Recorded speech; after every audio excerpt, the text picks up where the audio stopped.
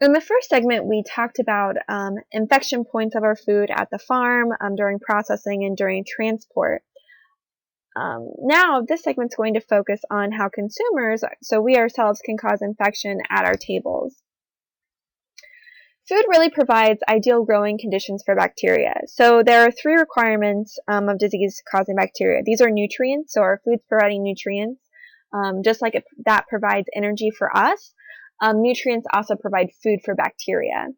Food is moist, it contains water, and then food is often warm, so it really provides this ideal growing temperature for bacteria. So it's really important that we look at our food and recognize if something looks or smells off. So any food that looks off or doesn't look right, if there's a color change or an odor change, don't consume it. So you may have heard before, when in doubt, throw it out, and this is exactly true. If your milk smells bad, even if the date says it's okay, throw it out. If you have any doubt at all, it's better to be safe than sorry. So there are 4 core practices that we can follow as consumers to keep our food safe, and we'll discuss each of these. So those 4 core practices are part of this Fight Back campaign, and they are to clean, separate, cook, and chill. So core practice number 1 is clean. So you've heard about the importance of washing your hands before, so we want to keep our hands clean, and proper hand washing is very important to prevent contamination and foodborne illness. Figure 12.3, goes through proper hand washing. You've probably heard this a million times before, but use hot soapy water, and you can sing happy birthday a couple times through, or the alphabet, and that's usually enough time. It's very important to have healthy skin and healthy nails, so nails should be short when you're cooking, especially if you're preparing something for a large group of people. If you have chipped nail polish, you don't want any of that to get in your food. If you have open cuts or sores, make sure that those are covered properly. We talked about adequate hand washing, and in a pinch you can use alcohol-based hand sanitizer. Soap and water is always best, but if you only have this hand sanitizer, that alcohol will help to kill the bacteria. It's also important to keep our surfaces that we're going to be cooking on, utensils, and our cleaning items clean. So we can use bleach to wipe down our countertops, hot soapy water, and hot means that the water needs to be more than 140 degrees. So this is the temperature at which above that will help to kill the bacteria. An automatic dishwasher is the best thing, but not all of us have access to a dishwasher, so we can again use the hot soapy water or bleach to clean everything. Another thing we can do is to microwave our sponges to kill the bacteria.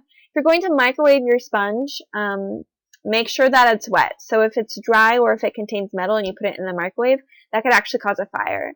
So to kill the bacteria on your sponge, wet your sponge and then put that in the microwave, for a little bit of time and let it get very hot to kill all that bacteria. So first step is we want to keep everything clean, ourselves and then our surfaces and everything we're going to be using. Practice number 2 is to separate, and separating is very important to prevent cross-contamination. So this is true in our refrigerators. We don't want to have cross-contamination between our raw foods and foods that are more ready to eat. So it's really, really, really important to keep our raw meats separate from raw produce. So a lot of people will use separate cutting boards for raw meats and raw produce. You never, ever want to use a cutting board for raw meat and then the same cutting board use it for produce or something else unless you thoroughly wash that first. So think about back to our core practice number 1, cleaning it properly. That's in the case that you can't have 2 cutting boards, but if you can have separate cutting boards, that's great. And especially if you can get different colors, and then you'll always know I use this one for meats and I always use this one for my vegetables or fruits or whatever. Use clean utensils for items that have already been cooked. So if you're like making hamburgers and you put them on a grill or you flip them when they're raw with a certain utensil, once they're cooked, don't use that same utensil unless you have properly cleaned it. So we don't want to provide that cross-contamination opportunity for bacteria growth. And then always, always, always wash your hands after handling raw meat. Core practice number 3 is to cook. So the main idea behind cook is we want to keep our hot foods hot. And if you don't have a food thermometer, it might be a good idea to get one because using a food thermometer helps you test the internal temperature of cooked foods and lets you know if they're done. This is the only way to know if a food is done, by using a food thermometer. Color is not a reliable indicator, and touching is not a reliable indicator. Like, oh, this feels hot. No, that's not reliable. There could still be microbes there. And there are very specific temperatures at which food should be cooked to, and we'll talk about those on the next slide. So go out, get a food thermometer. You can get one pretty cheap. And this is to help you know that your food is actually done. So remember, color is not a reliable indicator of doneness. When you're cooking your food, such as a leftover or something that's that's a little deep, make sure there are no cold spots in the food where the bacteria can survive. So when you're cooking something like that, always important to stir it around and allow everything to get mixed together and dissipate the heat throughout all of the food products. And then keep food at 140 degrees Fahrenheit until ready to serve. So again, keep our hot foods hot. So this table shows safe minimum internal temperatures. If you've never used a food thermometer, you want to insert it into the thickest part of the food. If you have something that has a bone in it, so if you have like a pork chop or a chicken, whole chicken, you want to make sure that you're not hitting the bone because that will actually be hotter and can give you a false reading. So you want to insert it into the thickest part of the meat or the dish, or if you're having leftovers, insert it into the thickest part. Make sure you're not hitting the pan or the dish either, because that can also have extra heat and give you a false reading. So beef, pork, veal, and lamb in the form of roast, steaks, or chops should be cooked to 145 degrees. Ground meat, so like ground beef, so if you're making tacos or spaghetti sauce or anything like that, should be cooked to 160 degrees. Poultry should be cooked to 165. Egg and egg dishes at 160. Leftovers, any leftovers, doesn't matter what it is, should be 165. And then fish, you want to cook until 145 degrees Fahrenheit. Okay, so core practice number 4, our last core practice is chill. So like we want to keep our hot foods hot, we also want to keep our cold foods cold. So we talked about before, when you're at the grocery store, you want to get your cold items last. So going through the refrigerated and the frozen sections last. If it's very, very hot outside, it might be a good idea to use an insulated bag to keep your foods cold during the ride home from the grocery store. And then as soon as you get home, make sure that you refrigerate or freeze the items.